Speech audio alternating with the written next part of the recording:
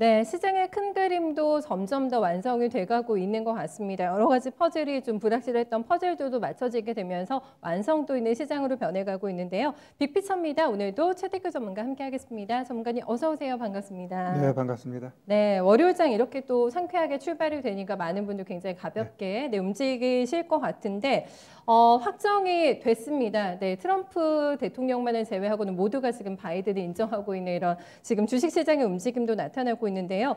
뭐가 바뀔까? 어떻게 달라질까? 국내 증시 어떻게 반응할까? 이거 가장 궁금하시겠죠, 오늘? 네. 네, 일단 국내 증시는 오늘 반응하는 거 보면 아주 서프라이즈하죠.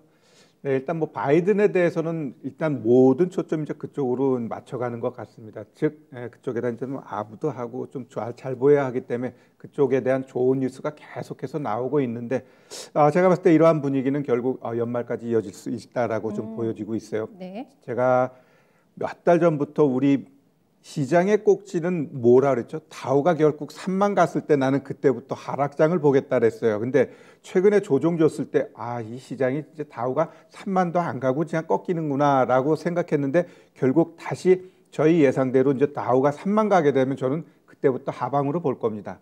즉 다시 이야기하면 지금 시장에 대해서 이런 거 저런 거 예단 저는 안 할 겁니다. 그냥 일단 상승적으로 배팅하고 일단 종목들 보면은 결국 바이든이 원하는 건 친환경인데 과연 그 친환경들이 선반영해서 올라왔고 최근 조정 주고 다시 올라가는데 그러면 결국 관련된 종목군들이 신고가 가는 그 부분부터는 여러분들이 비중 축소하는 게 저는 맞지 않나 이렇게 보여집니다. 시장은 항상 올라가면 내려가게 돼 있거든요. 그러면 현 시점에서 지금 트럼프 얘기는 전혀 안 하고 있는데 과연 이 트럼프가 여기서 그냥 자연스럽게 빠져주면은 시장은 그것보다 더 좋을 건 없을 것 같은데 과연 그 비이성적인 사람이 여기서 그냥 물러날 것인가 라고 했을 때 저는 아마 투트랙 전략을 쓸 것 같아요. 첫 번째는 결국 자기한테 쏟아져 올 많은 소송들, 즉 가족에 대한 문제 아니면은 그 자기 재산을 지키고자 하는 그러한 것들을 좀 면죄부 너네가 나한테 좀 줘. 그러면 내가 조용히 물러날게. 아마 이러한 뒷거래가 있을 가능성도 있고요. 아니면은 진짜 자기의 이 콘크리트 그 지지자들과 함께 끝까지 버팀 쪽으로 가게 되면 시장은 또 의외의 하락이 나올 수도 있다라는 부분은 우리가 꼭 염두에 두고 가야 될 것 같습니다. 그러면 그러한 부분 일단 빼놓고 그러면 바이든만 봤을 때 시장이 우호적으로 계속 좋을 수 있느냐라고 했을 땐 꼭 그렇지는 않죠. 네. 일단 바이든 같은 경우는 법인세를 인상하면서 기업들 입장에서는 굉장히 불편한 문제가 될 수 있고요. 거기다가 규제를 강화함으로 인해 가지고 기업들이 뭔가 활기차게 할 수 있는 여건이 안 만들어진다라는 거죠. 우리로 봤을 때 최근에 3억 대주주 문제가 투심을 엉클어뜨리고 투심이 엉클어뜨리니까 어떻게 돼? 수급이 깨져버리거든요. 그러면 미국 증시도 그러한 법인세라든가 이러한 반기업적인 정서가 증시에는 그닥 바람직하지는 않다라고 좀 보여집니다. 그러면 바이든이 지금 가장 중요한 건 부양책인데 과연 이 부양책이 본인이 원한 대로 될 것이냐 아니면은 공화당의 거부로 인해 가지고 쪼개기식 우리나라도 많이 쪼개기식으로 부양책 나오듯이 이렇게 될 가능성도 있다. 그러면 이렇게 됐을 때는 오히려 그가 추구하고자 했던 뭐 신재생이든 뭐든 이러한 정책들은 또 뒤로 물러가고 민생 쪽으로 먼저 토닥여질 가능성이 높다라고 보여집니다. 일단은 1호 공약이 신재생 쪽이고 하자마자 그 파리 기후 협약부터 내가 들어가겠다라고 얘기를 했고 지금 코로나 너무 심각하니까 TF팀 벌써 꾸린 것 같더라고요. 그것도 대응을 하겠다 이렇게 얘기를 했고 구상을 해놓고 있는데 지금 부양책을 얘기를 해주셨잖아요. 강력한 부양책을 하기로 했습니다만은 48, 48이죠 지금 상원이. 그래서 공화당이 조금 더 표를 가져갈 수 있다라는 가능성이 있는데 이런 게 만약에 제동에 걸리게 되면 전문가님께서 말씀하셨던 다우 3만 포인트 L을 조금 먹을까요? 도전에? 네. 아니 그래도 그건 갑니다. 그거는 내가 봤을 때 3만 가게 되면은 한 1, 2주 동안의 주가 흐름을 잘 봐야 돼. 어느 순간 딱 무너질 수가 있는데 저는 시장에 무너지는 요인은 꼭 미국에만 있다고 보지는 않아요. 지금 이 코로나로 인해서 어찌 보면 국가 경제에 크게 데미지를 입고 있는 게 유럽의 남유럽 애들, 즉 스페인, 이탈리아, 그리스 얘네들은 정말 낮에 낮잠을 자면서 희희낙낙할 정도로 관광이라든가 이렇게 그쪽으로 발달된 나라잖아요. 워낙 막혀버리다니까 그들이 엄청나게 힘들어요. 그러면 야 우리가 지금 EU가 무슨 필요가 있어? 지금 내가 살고 받기 바쁜데 니네 안 도와줄 거면 우리 빠질게 이런 식으로 하면서 유로가 균열된 가능성이 있거든요. 이러한 빌미가 시장에 크게 충격으로 올 가능성 매우 크다라고 보고요. 네네. 또 하나는 이 코로나 이건 제가 봤을 때 어느 정도 정리될 것 같아요. 대선 전에 안 나온 건 결국 제약사들도 과연 그럼 바이든 쪽에 배팅한 것 같습니다. 즉 이제 다 끝났으니까 아마 치료제들이 하나하나 나오면서 코로나가 크게 시장에는 문제가 되지 않을 것 같아요. 네. 알겠습니다. 여기서 이제 또 궁금한 거는 그러면은 바이든 시대를 어떤 선도하고 있는 종목들에 대한 내 관리를 어떻게 해야 될 것인가 이게 좀 많이 궁금하실 것 같고 특히 오늘 중국장 출발 나오는 거 보면은 또 굉장히 좋아가지고 외교무역 정책을 어떻게 끌고 갈 것인가 특히 중국과의 관계가 우리 증시에 큰 영향을 미치지 않겠습니까? 그 두 가지 좀 봐주세요. 네, 맞습니다. 그게 가장 중요할 것 같아요. 지금 트럼프 같은 경우는 지금 가장 우선시하는 게 기존의 우방을 다시 끌어들이는 거거든요. 즉 유럽하고 그리고 우리나라를 비롯한 일본 이들과 다시 강화하면서 중국에 대해서 압박을 하겠다라는 게 이제 트럼프하고 다른 차이인데 이게 결국 중국이 가장 우려하는 부분입니다. 자, 그러면 결국 이 중국하고 미국하고의 갈등은 그 이전에 결국 그 유류를 수입하면서 달러 패권에 대한 도전 이러한 것들이 결국 바이든으로 하여금 결국 중국을 좀 압박하게끔 만드는 거예요. 그러면 지금은 트럼프는 바로 중국을 문제를 삼겠지만 이 바이든은 그렇게 안 가요. 시간을 두고 포섭을 하고 살살살살 압박하는 부분이거든요. 그러한 과정 속에서 과연 미국에서 우리한테 니네 양자택일에 이런 얘기 많이 듣잖아요. 네. 결국 우리 입장에서 뭔가를 하나 선택해야 될 것 같아요. 그랬을 때 이 중국이 얼마나 집요하냐.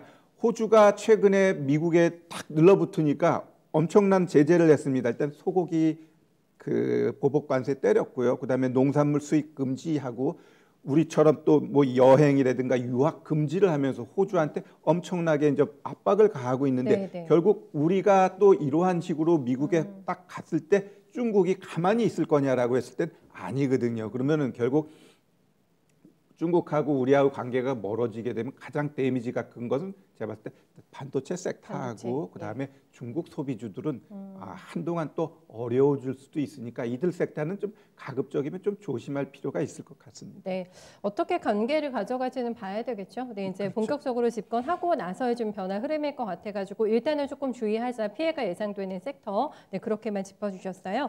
다음은 오늘의 스타주들이 여기서 많이 나옵니다. 갑자기 지금 배편을 수출기업들이 못 찾는다고 그만큼 운임지수가 올라가고 배가 많이 다니나 봐요. 지금 바닷길에 좀 종목들이 반응이 너무 크거든요, 오늘. 네, 일단 그건 이제 수요와 공급이 깨져서 그래요. 즉 다시 이야기하면 코로나로 인해 가지고 워낙 이제 물동량 그 당시에는 워낙 없으니까 기업들이 배 갖고 있어봐야 그 고정비라는 게 무시 못하다 보니까 일단 줄여놨거든요. 줄여놨는데 의외로 중국이 빨리 회복되고 미국도 그렇고 또 연말로 갈수록 뭐 소비 시즌으로 인해 가지고 물동량이 미리 어떻게 돼 빨리빨리 가져야지 연말 소비에 그 맞춰질 수 있기 때문에 그러한 것들이 같이 맞닥뜨리면서 종목들이 움직였다라고 보입니다. 물론 네네. 몇몇 종목들은 추세가 살아서 올라가는 것도 있고 뭐 페노션 같은 경우는 아예 그냥 오늘 갑자기 급등하는 모습도 보여줬죠. 맞아요. 네, 이렇듯 그 종목마다 움직임이 나타나는데 이건 제가 봤을 때 좀 일정 부분 분위기라고 좀 보여지는 게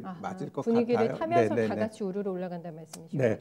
예. 따라서 이러한 측면에 있어서 HMM 같은 경우는 추세가 살아서 올라가고 있어요. 근데 중요한 것은 지금 이격이 벌어지고 있다는 건 일정 부분 이격은 뭐예요? 차익 실현 욕구가 생기는 자리예요. 그러면 네. 단기든 중기든 조정이 나올 수 있다라고 보시면 될 것 같고요. 그다음에 페노션 같은 경우는 단기 급등이기 때문에 이런 것들은 또 운이 없으면 윗골이 달고 훅 내려올 수 있으니까 조심할 필요가 있습니다. 지금 시장에서는 뭐가 가니까 갈 거야라고 절대 우리 개인 투자자분들 쫓아가지 마세요. 그냥 내가 갖고 있는 종목, 좋은 종목이 될 수 있습니다. 시장이 연말까지 이어지는 상승장이면 지금 내 종목 안 간다고 네. 남이 떡 절대 쳐다볼 필요 없어요. 가게 돼 있습니다. 아마 그럴 것 같아요. 해운주들은 보유자분들의 영역에서만 이게 웬일이야라는 생각과 함께 그렇죠.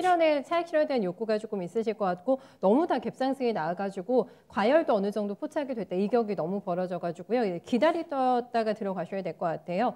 그렇다면 이제 조금 더 저희가 안전하다라는 느낌을 조금 더 받고는 해운보다는 조선주나 이런 쪽은 어떻게 대응을 해야 될까? 이것도 너무 급등을 오늘 하고 있는 양상이어가지고 이건 조금 다릅니까 전략이요? 이 순환 구조죠. 결국 네. 물동량 늘어나면서 그 선주들이 배를 좀 필요로 하겠구나. 그러면 그거에 따른 수요가 생기겠네라고 하면서 오늘 조선주들이 또 일정 부분 움직였다라고 해석해야 될 것 같고요. 일단 뭐 조선주들 같은 경우는 최근에 수주도 좀 많이 했고요. 그랬기 때문에 아마 움직임이 나타났다라고 보여지는데 이건 눌림목이 해운보단 더 있던데요, 전반적으로. 일단 현대미포조선 볼까요? 볼까요? 현대미포조선 보면 일단은 60일 이평선이 우하향이죠. 즉 얘가 한번 치고 가게 되면 일정 부분 되돌림이 나와요. 이 60일 이평선이 다시 치고 올라가기 위해서는 좀 조정 주고 횡보하고 그러다 올라갈 수 있다라고 보여지는데 일단 뭐 조선주들 같은 경우는 제가 봤을 때 물동량 이러한 것들 그다음에 결국 코로나로 인해서 피해를 봤던 종목군들은 앞으로는 우리가 좀 관심을 갖자. 어차피 코로나는 잡혀질 것이고 그럼 잡혀지게 되면 내년 시장에서는 일정 부분 이들은 되돌림이 나아질 수 있다라고 보여지면 결국 이런 그 해운주가 먼저 움직여줬다라는 것은 결국 기대감으로 선사들도 다시 배를 뭔가 주문할 거다라는 것들이 맞닥뜨리면서 추가적으로 상승 가능하다고 보여집니다. 그러면 대형주가 거의 30% 넘게 눌려있는데 이거는 신규 진입 가능하다라는 시각이세요? 조선주? 괜찮아요? 그렇죠. 기왕이면 만약에 이제 현대미포조선 이 종목 기준으로 보게 되면은 오히려 한 32,000원까지 한번 눌림이 나올 거예요. 한 번 더 가더라도 분명히 조정 나오거든요. 그럼 그러한 자리에서부터 우리가 분할 매수하시는 게 좋을 것 네, 같습니다. 오늘은 아니고 조금 더 싸지면 그렇죠. 들어가 보겠습니다. 큰 그림 어떻게 그려주세요? 네, 일단 보이는 게 전부가 아니다. 즉 시장은 항상 막 올라갈 때는 그게 계속 갈 것 같은데 절대 그렇지 않거든요. 저는 항상 이야기하지만 다우가 3만 가고 한 1, 2주 동안 흐름 잘 보면 거기서 어떤 변곡점이 보일 것 같습니다. 따라서 지금 환호할 때 너무 움츠러들 필요는 없지만 그렇다고 너무 적극적으로 100%다 종목으로 가져가는 건 아니다 이렇게 말씀드리겠습니다. 네, 패닉 바잉은 아니고 그렇다고 너무 또 움츠러들지도 말자. 잘 그 포지션을 정립을 해야 될 것 같아요. 네, 전문가님 말씀 잘 들었습니다. 네, 감사합니다.